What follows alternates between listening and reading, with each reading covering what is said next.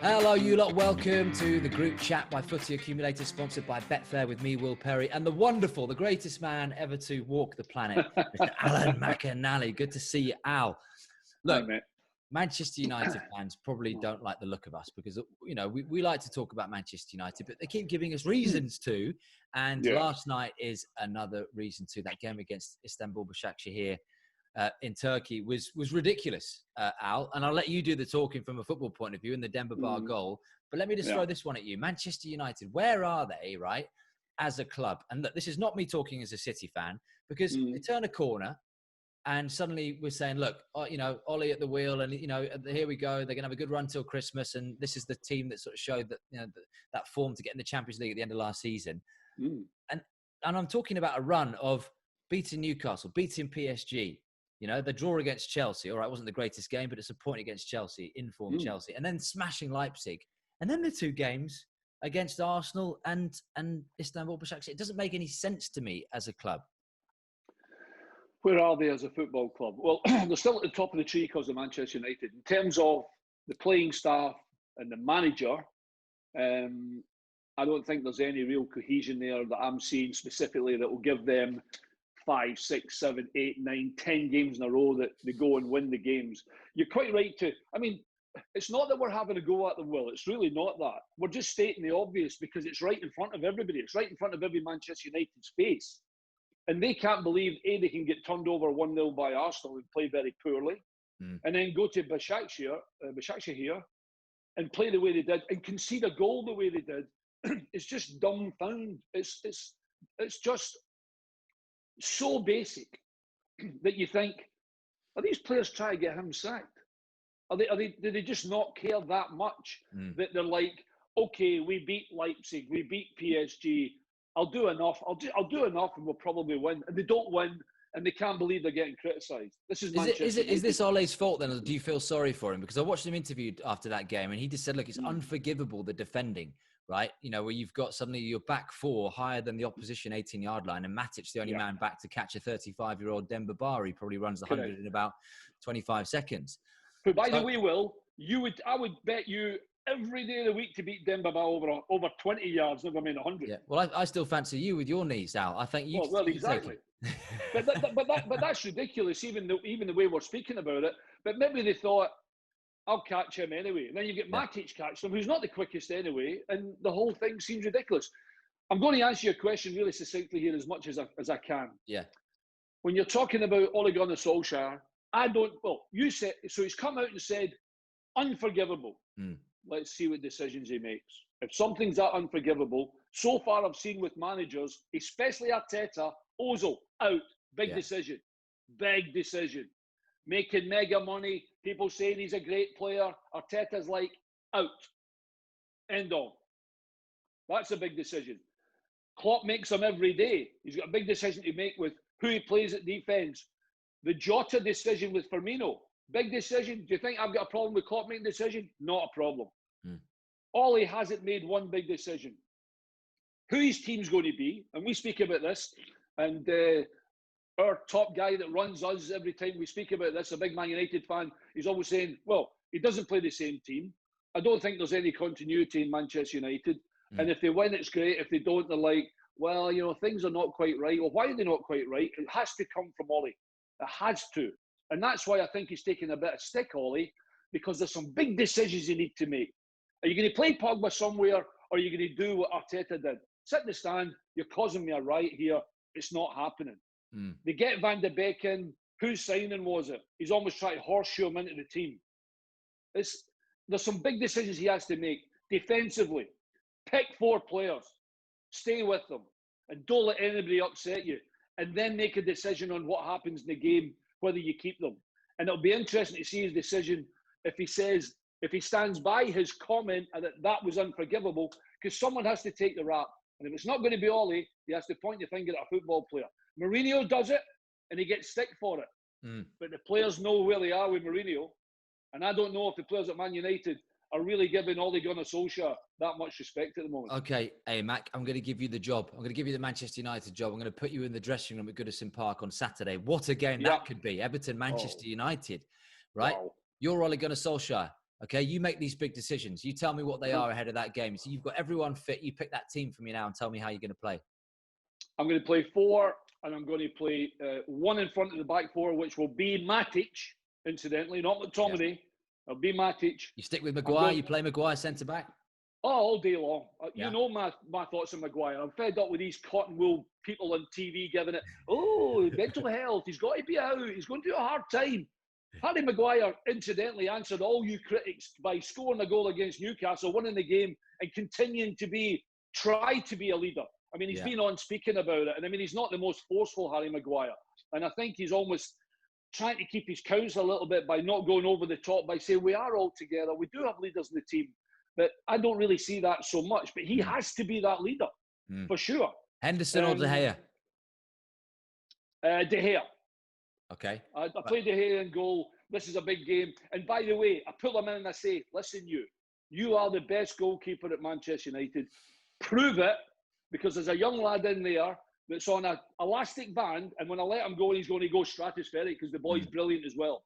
But he has to be the goalkeeper that Manchester United pay him to be. So you told me you got that one in front of the back 4, which is Matic, right? Are you going to play Pogba? It sounds like Pogba's not getting in your team. No, I can't play him because he just, every time, I'm fed up people saying, did he come on and play well for 20 minutes? 100 million football player. But yeah, I'd like to hope he was quite good at coming on after 20 minutes. I want to see him be brilliant all the time, and he can be. And sometimes he is, but sometimes at Man United is not enough. So Al, you'd give him the Dele Alli treatment from Jose Mourinho. Is that what you're saying?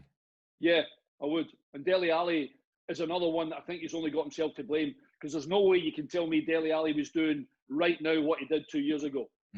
It's down to you. You run, you pass, you tackle, you try. You don't do all them, people are going to see it. It's right in front of you. As a football player, I can't guarantee that's nonsense. People could say I wasn't good. People would say I was good. They couldn't say I didn't try. Yeah. That's what it looks like with some players sometimes. And it's right in front of everybody. Okay. Well, Al, we need to sort of complete this team then for Manchester United, because you've said you're going to play De Gea, but you're going to give him a sort of dressing down and say or dressing up, whichever way you look at it. You're the best goalkeeper in the world. You can be the best. You're going to not play Paul Pogba. You're going to stick with Harry Maguire. So you're going to play that one in front of the back 4 of Matic. You kind of know who that back 4 is. But then I'm interested in your front 3 and if Donny van der Beek plays and if Martial plays. So please, Mr. Manager. Right, okay. So we're going to go 4. We're going to play Matic. Incidentally, Manchester United I think I saw a really good start when Matic plays. United and I know he was at fault for the goal in the middle of the week, and there might be a big decision for Solskjaer to make that he doesn't play. I think he should play him. I genuinely do. McTominay's not done anything wrong, but I think McTominay's better in a 2 than he is for a 1. And Matic's starting position is always pretty good. If you can't start over here as a defensive midfield player, your line starts there, so you're in a good position to pick up if you lose the ball. I'm going to play 2 in front of Matic, which has to be Fernandes, and I think it should be Donny van der Beek. I think he's done really well. I think he's also got a goal in him, but I think he's passing, and I think him and Fernandes, I think they could run the show, genuinely. Up top is so easy. So easy.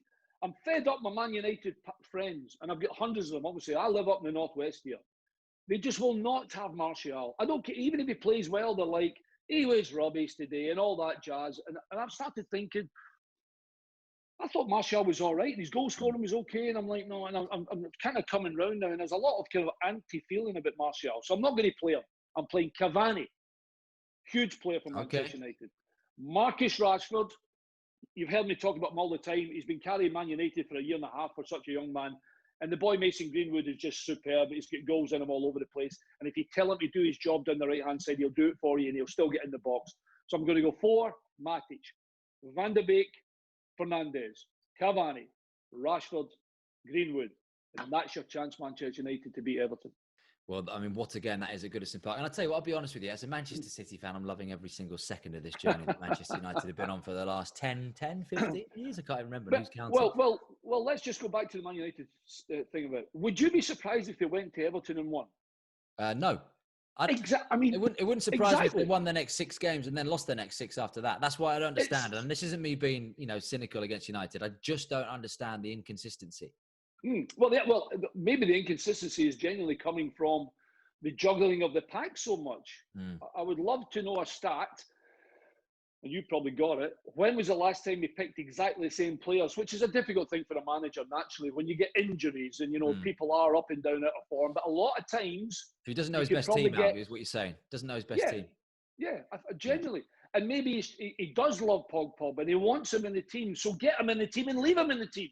Yeah. Whether people give him stick or not, keep him in, Paul Pogba, and say to Paul, look, Paul, you're our best midfield player. You and Fernandes are sensational. Go and show everybody. Then they play together, and you're like, oh, that didn't work. I don't know why that didn't work, but yeah, well, okay, let's try something else. And that's how it seems at Manchester United just now. And Ollie has a big decision to make in terms of, right, how he likes to play. 4-4-2, a diamond, blah, blah, blah. Pick a formation. Stick with it. And let's just see what happens for Manchester United. But it's a big decision, genuinely, for Ole Gunnar Solskjaer.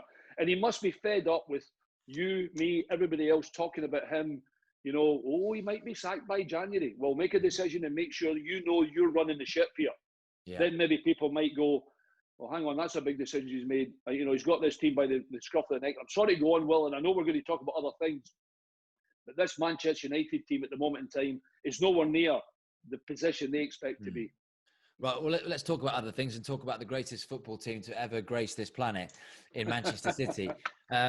Look, huge game. City against Liverpool on Sunday at the Etihad. But I want to talk to you about Pep Guardiola, okay? Mm-hmm. Because I have a gut feeling, and this is based on nothing just but my gut, which is, sometimes not a nice place to be.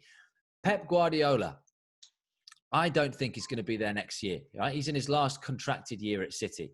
He's already been, this would be nearly 5 years at a football club. He's never done anywhere near that. Barcelona was 4, and that was a club that was very close to his heart. He probably even haven't heard of Manchester City when he was playing for Barcelona and managing Barcelona. So let's just say he does leave, and I don't want him to leave. We want him to stay, and I think football fans want him to stay, don't they? Let's be honest. I think, Premier League fans in general would want him to stay because they want that sort of talent in the Premier League, and, they want to go up against him. Players want to play against his teams. Yeah. But if he is to leave, right, and I was having a little look down, and I've heard names thrown about over the last few months and so, because, the longer that it goes on, he doesn't sign a deal, the more speculation. And it's not good, this, is it? It makes it unstable as a football club when you don't know who's going to be manager. It's difficult to sign players. Exactly. The players who are there are thinking, hold on, is he going to be gone? And I could be out the door, like if you get any new boss in any job. Pochettino's favourite, right? But some of the other names I saw in there, Patrick Vieira, which obviously makes sense because he's come through the sort of City family and he's at Nice, not really ripping up trees at Nice. And other names on there, Nuno Espirito Santo, which is one I thought, because he's quite a similar character to Pep Guardiola, different football, but I'm sure if he had the players, he'd play a similar way to Pep Guardiola. Yeah. And other names, Brendan Rodgers as well. So I'm just throwing a few in there for you. And a certain Mr. Julian Nagelsmann, who's younger than me. He's 33 years old now. 33 years old. And he is the future of German football, apparently, in terms of what he's done so far. What's the answer? Well, I was going to think the first. Let's go with your first bit. You don't think that Pep's going to be there next year? What if? And I've said this. I think City have got a good chance of winning the Champions League this year. I genuinely do. And then, of course, Mr. Aguero gets injured again, and they don't buy a striker, which I presume they might, considering they buy a defender. Midfield's looked after okay, and they don't bring somebody up top, and then I'm like, maybe they won't win the Champions League. What if he wins the Champions League, Will? Well, I think that's even more of a case for him to leave if he wins the Champions League. Okay, yeah. I think if he wins the Champions League, so this is a guy for me, and I've got the utmost respect for him, right? Worked with him closely, done lots of corporate gigs with him, kind of understand him probably a little bit more than than the interviews you get just after a game where you get nothing from him, and that's his style. But this is a guy who's 49 years old. Right, he has an ego that's bigger than anything in the world, and I mean that in the nicest way possible. And he will want to. I'd think he would like to manage in Italy and in France, so he can say, "I've done the Big Five and I've won the league in all of them." And he wants to be on a beach by the time he's 60, because the way he works, he had a full head of hair out when he was at Barcelona, and within those 3 years there, he's gone bald, and that's what he's all about. He's intense, and I think players can't even handle him for more than 3 years because he's so fantastic, but he's so intense. So I can see him going to PSG, winning the league, probably winning the Champions League, and going to Juventus, winning Serie A, and then saying, bang, I'm done. I can't even see him managing internationally. All the politics with Spain and stuff as well. I don't see him going to Juve. I really don't. I can see him going to PSG. No. I can't. Not Italy at all. No, not Italy at all. I don't even see that. the fact he's not going to talk about anything like that, is he? For God's sakes, unless you're within that inner sanctum, you would know. Yeah. I'm just second guessing in my head. If he doesn't stay at Manchester City next year, he won't chuck it because he loves the game, and he genuinely does. I think he loves the game and likes to be involved. He might take a little bit of time out, and I can't help thinking his destination is Barcelona again. No, that's what I think. He's ruled out this week. He said no this week, isn't he? Whether we can't believe a word he says in terms of that stuff. But he has said no.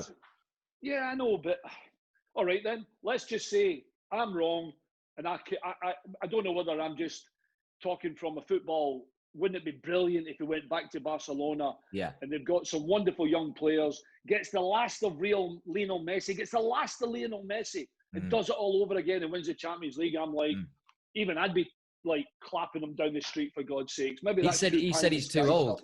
That was his line this week. He said he's too old to be Barca manager again. He's only 49. Well, in that case, then how in God's name can he go to Juve? That's not an old man's job. No, but there's been a lot of links with Juve, Al, over the years as well, haven't there? He's had to sort of actually publicly come out and say, I'm not going to Juventus. Last year before. I just think, do you not think that kind of the way that he thinks as a coach, that he would just want to be on his deathbed in 30, 40, 50, 60 years' time and go, I did all 5. Good night. Thank you very much. Well, yeah, that's something as a manager from his position where he's been, the Barcelona, the Bayern Munich, Manchester City now, certainly PSG in terms of, they'll win the domestic league for sure, and they'll have a couple of, bumps along the way, but they'll still win it. But then again, it's almost wherever he goes, he will be judged now if he can win the Champions League with somebody. And he hasn't done that with Man City, and he might want to try and do that with PSG, who have been a whisker away from managing to do that. It's a tough question, and we're second guessing everything we're talking about here. But Pep Guardiola is a brilliant manager. He is genuinely, you're right, really intense. And I wouldn't have a bet on anything that he's going to do, and I also wouldn't have a bet on him actually not to be there next season. Yeah. Well, where does he go? I mean, let's just say Juve's done in PSG. There's no chance. Where does he go? Well, look, the flip side is if he doesn't win the Premier League this season, all right, and Liverpool's a huge game this weekend. Liverpool win that, they're kind of, well, what are they? 8 points ahead of City, game in hand City, but 8 points ahead. It's a must-win game. It's a ridiculous phrase, isn't it, to say after that many games, but it is a must-win game for City. If he doesn't win the Premier League or the Champions League this season, there would be an argument as well where the board could look at him and go, okay, Pep, you haven't won the Prem for 2 seasons. You haven't won the Champ in 5 or 4 seasons. I just think he is not a manager who's going to be pushed out of a club. So it will be on his watch, even with what he's done at City in a short space of time. Yeah, you're right. But when I look at Pep Guardiola, if he doesn't win the league this year, I don't think, he's under pressure. I don't look at Pep Guardiola and think he's a manager that the be-all and end-all, and I suppose it should be the be-all and end-all, really, shouldn't it? Because after all, he wants to win. And when you lose, when you spend mega money and then you don't have that particular success with a cup in your hand, people will say, well, he's been a failure. Yeah. I don't look at Pep Guardiola and never think he's been a failure. If he doesn't win the Champions League, I don't think he should be sacked. If he doesn't win the League Cup, I don't think he should be sacked. If he doesn't win the league this year and Liverpool retain it, in my head, I'll be like, you can't sack Pep Guardiola. What he's done is still brilliant. And they'll be there or thereabouts. But yeah, I suppose you're right. People will be like, well, he's been a failure. I just don't look at Pep and never think that.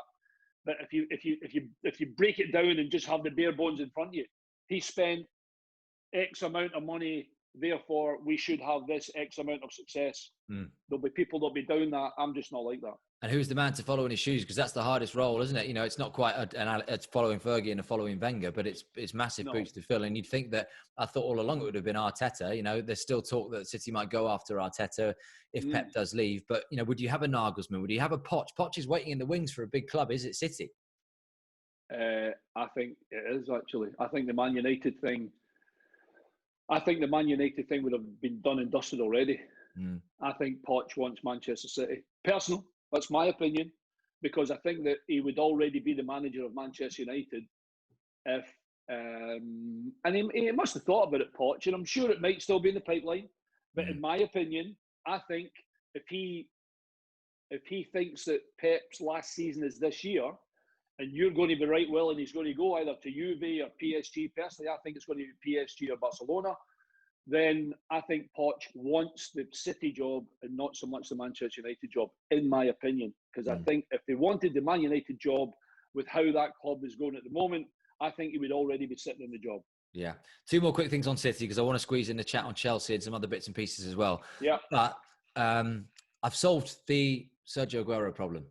I've solved it, right? Brilliant. So Sergio Aguero, love him. We'll never, ever say a bad word against him. But, we know his time potentially is coming towards the end. Not the end, but towards the end. So you have to look to the future, because you're looking at, that one striker position.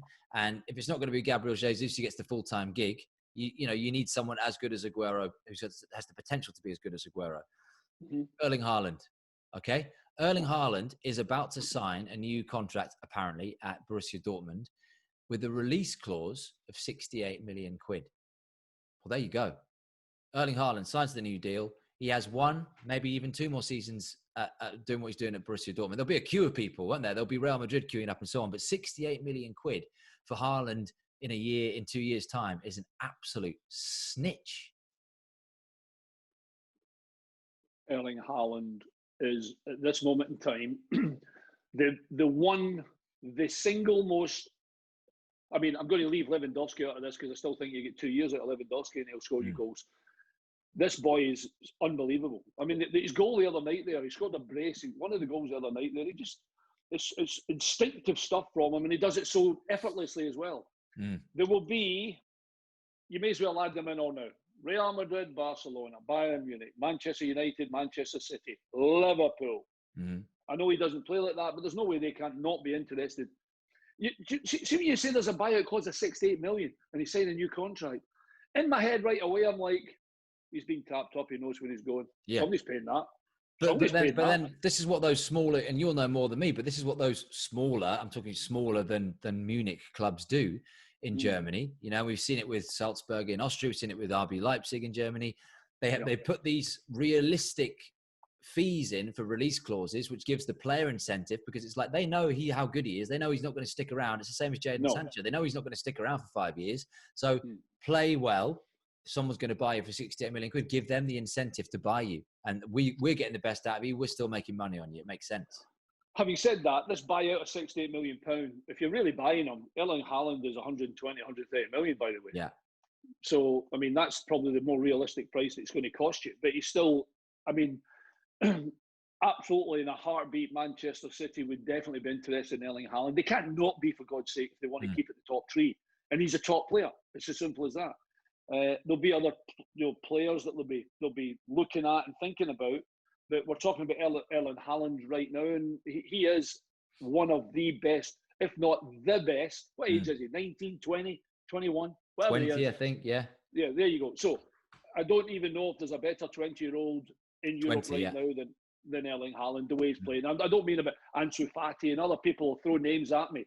What he does, his physique, his power, and his goal scoring at the moment in time, every single team in Europe's going to be interested in the possibility of getting him as their next player. Yeah. Dortmund right now are like, this is unbelievable. Mate, he scored 16 in 15 this season. 16 in 15 for club and country, for Norway and for Dortmund. Incredible. Well, maybe Manchester United, let's say this, maybe Man United should have been trying to get him rather than Jadon Sancho.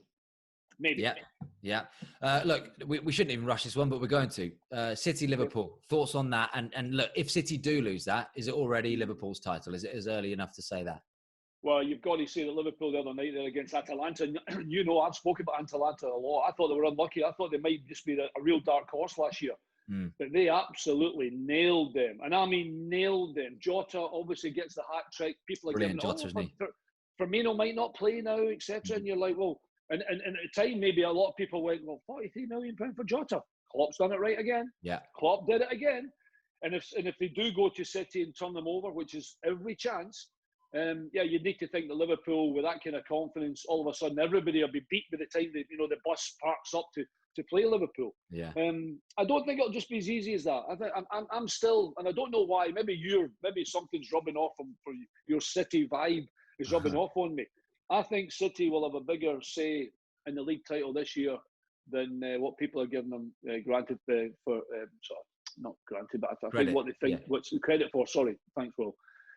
And I know that there's a few injuries playing, but I've said to you loads of times, he's sometimes quite happy not playing with this sort of number 9. There's a, they just lets the front three or whoever it may be, switch and change, etc. And they don't really play with an out-and-out focal point up top.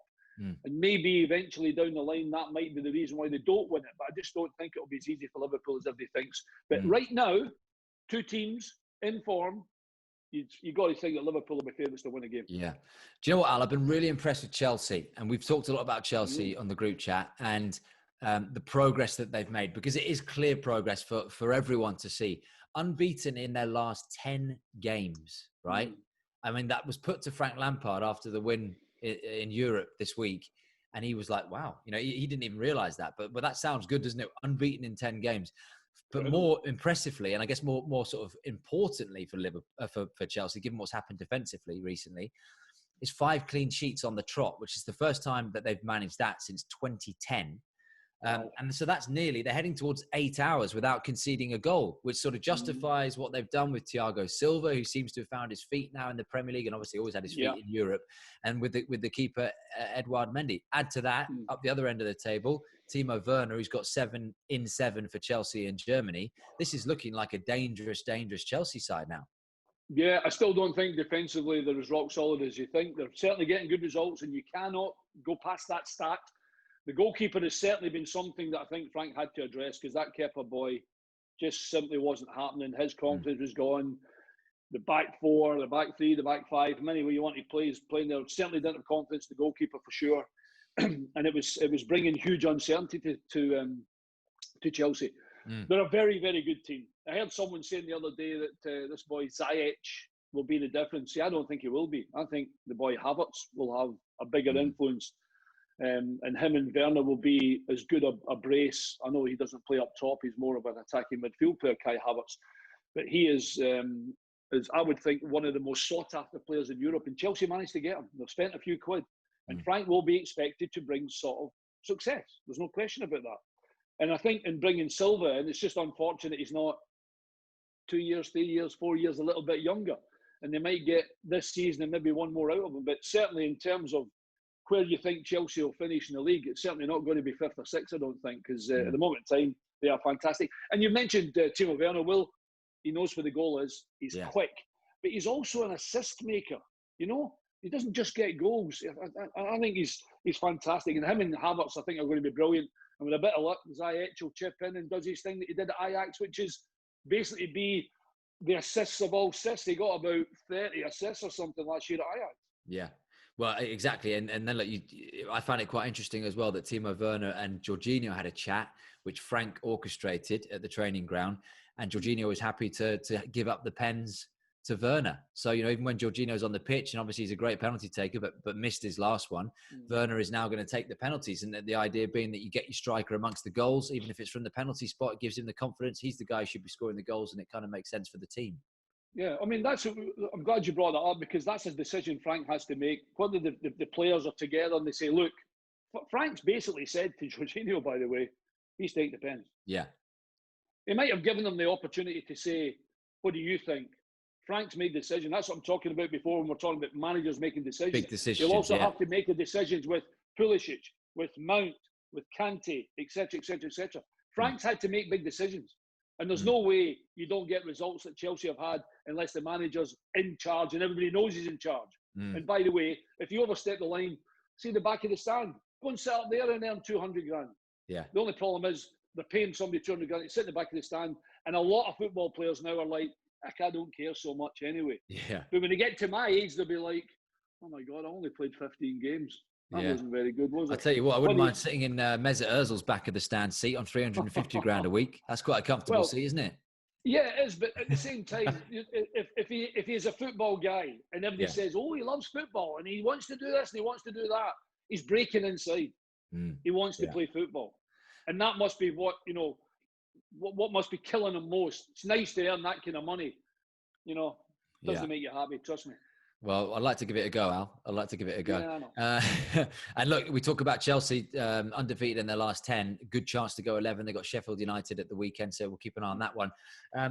I want to talk to you about Neil Maupay. Okay, it's not often we talk a lot about Brighton, but Neil Maupay has been in fine form this season, hasn't he? You know, having sort of had that first season under his belt, having signed from Brentford. Yeah. And then now has really kicked on and is scoring goals and is a real integral part of this Brighton team, but didn't feature against West Brom. Did play against West Brom, but then was left out of the Tottenham game, right? And we were all, looking at the team sheet going, well, hold on, where's Neil Maupay? And obviously it all came out, or some reports came out, and it depends what you read and who you believe. Graham Potter, the official line from Brighton is, there was an incident, inverted commas. What was the incident? He wouldn't be pushed. He wouldn't give it away. But the chat is about this inflated ego, or an incident which happened after that West Brom match where he had a bit of a tete-a-tete with another one of his Brighton players.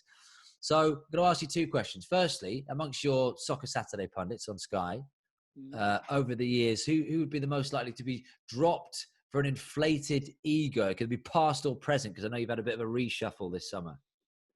Oh my God. Would it be you?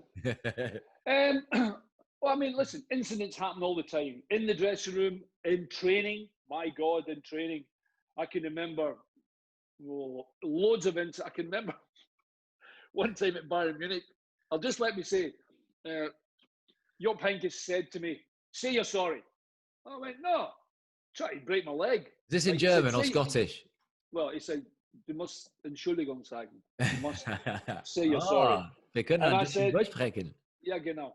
And I said, no chance. So there's things that happen in training, and people want to be in the team, and then you come in after the game, and there's a defeat, and the fingers are being pointed, and punches are thrown, and things like that. Listen, it's just part of being. You're either a winner, or I don't think there is anything else. I'm still a bad loser. But if you don't have that built into you, you can't give everything you've got because you're like, it doesn't matter, we're 2-0 down. So did you have that, Al? Did you have incidents, whether that was at Villa, whether it was at Celtic, at Bayern Munich, in a dressing room afterwards, where maybe not even you involved, but you saw two people absolutely going at it and they kind of left to it, and then afterwards the manager has to intervene? Or, did it get to even punches being thrown between it wasn't ever, you can't just have two people fighting in the corner, for God's sake. You can't have that. You need to intervene and hold people back and just say, oh, wait, whoa, and the kind of usual kind of thing. Yeah. But it happens, and it happens more often than you think, by the way. It's just that this has been a particular moment. This inflated ego thing that was mentioned, I think most modern day players probably have quite an inflated ego, because they're very wealthy now. They probably think they're better than they are. Who doesn't? And you have to as a striker, don't you? You have to have an ego as a striker. Yeah, not just a striker. Yeah, I'm the best right back in the world. I'm the best defensive midfield player in the world. You've got to think that. If you don't think that, then maybe nobody else will. But I mean, Al, I mean, even particularly at Brighton, where Brighton are a team that are battling firstly to stay in the league and then to sort of kick on. So I'm saying that when you're a striker at somewhere like Brighton, you as a manager, you would want him to have that ego, because you need someone who's a battler up front to go and get those goals. Yeah, you do. I'd love to have been a fly in the wall watching it, but in my head, I know what's happened. He's had a go at somebody, reminded somebody how good he is, and he's the goal scorer, and he's the main man at Brighton, and your job is to get the ball into the box for me, and someone else has said, oh, it's all about you, and he went, yeah, it's all about me. Do the right thing, give me the ball, and I'll put it in the box. Then it's kicked off. Then there'll be a few words have been said, and then, it's like, okay, you two sit down, we're all in the same boat, we need to be on the right page here. They kiss, they make up, and everybody moves on. And you never know, that might be just be the catalyst for Brighton to continue their good form under Graham Potter, by the way. If you haven't watched Brighton yet, take the opportunity. They're a good football team. Yeah. Graham Potter's got them going in the right direction, and there's no chance I've ever watched Brighton in the last 5 or 6 times I've watched them and didn't think they were going to be relegation candidates. I like it. That's a long way of not answering the question about one of your Sky Sports colleagues as well. Listen, there's a couple. Listen, I'm on Saturday, and there's one I'm going to punch, but I won't tell you who it is yet. I'm going to go with Stelling. Let's just stick with Stelling. No, he's okay. Right, it's ACCA time, Al. We're pathetic, as we say every week, but thank God no one is following us or copying us, and we encourage you not to actually copy our Accas, which we shouldn't be doing, but we should have as a little side note. But see, Darren you can still you can still bet with Betfair, but just don't take any notice of what we do. Just don't make us responsible. Right, Darren is here from Betfair. Darren, good to see you, mate. So we're going to go. You know, we failed at a sort of same game multi last week. We failed at a treble. I don't even think we can pull off a double. So we're going to go for a fivefold this week, if that's the official terminology. Yeah, fivefold works. Fivefold works. Yeah.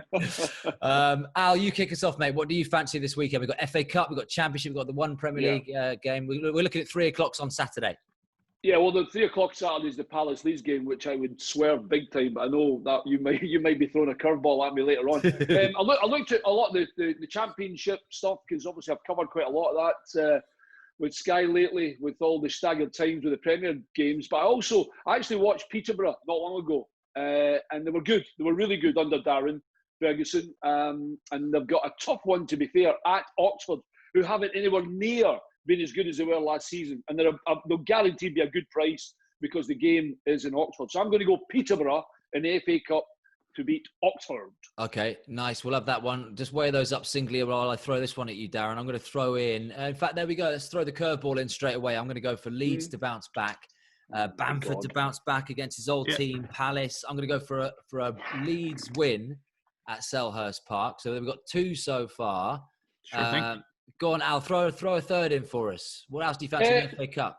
Well, we've spoken about Richie Wellens getting the Salford job, and we were right. He did get it. So I'm going to go Salford. I'm going to say they start with a win, and I'm going to go Salford to beat Hartlepool. Having said that, if Stelling sees this, he'll never speak to me again. Jeff Stelling's a big Hartlepool fan, isn't he?